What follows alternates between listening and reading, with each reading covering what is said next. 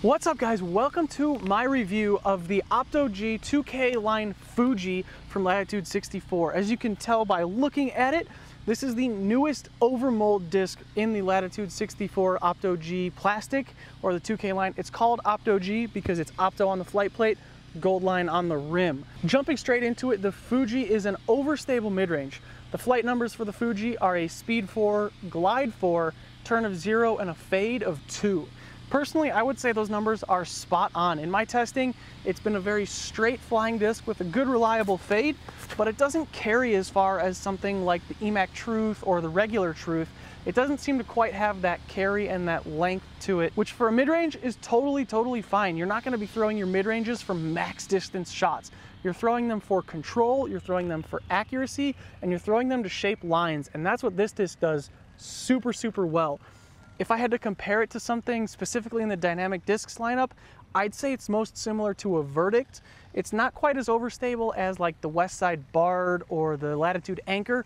It's not as overstable as that. Even the Pain from Latitude 64, I would say, is a little bit more overstable than this Fuji.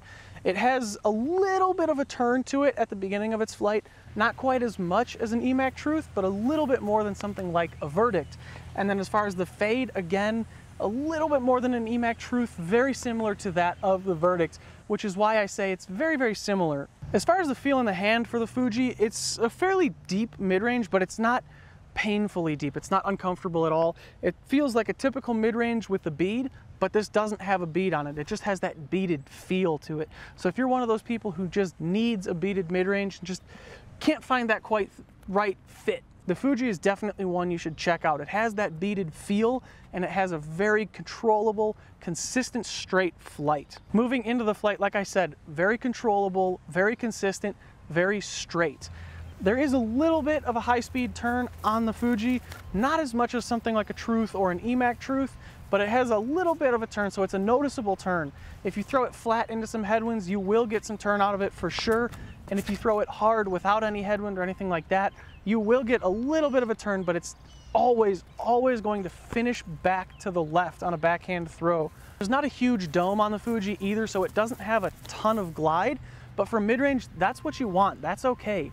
You're not looking to throw this disc for maximum distance. You're not looking to throw it to get huge shots down the fairway.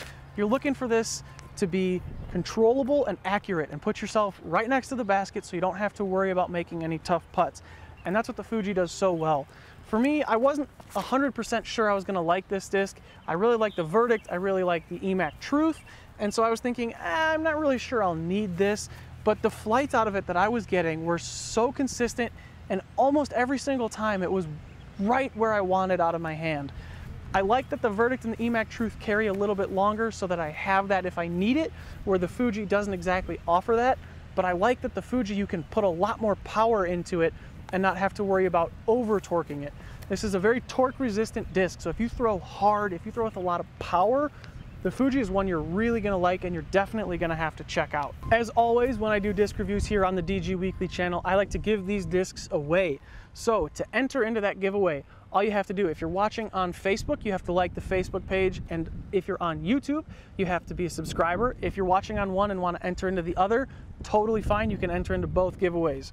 All you have to do is in the comments down below, let me know. This is actually, I believe, my first time. I've thrown the Seric a little bit and I've thrown the Gobi a little bit, but less than 5 times combined with those two discs. So this is my first official time really putting in work and testing out the 2K line from Latitude. So I want to know what your guys' thoughts on it are. Do you want me to do more reviews on the 2K lines? Have you tried it and you just love it? Do you like the Gobi? Do you like the Seric? Let me know what your thoughts on it are. And that's all you have to do. Like I said, subscribe to the YouTube, like the Facebook page, and enter into the comments your thoughts on the 2K line, if you've used it, what you think about it. And that's it. I will go through and I will draw a winner. Thank you guys so much for watching. I hope you guys enjoyed it. I hope you learned a little bit about the Fuji.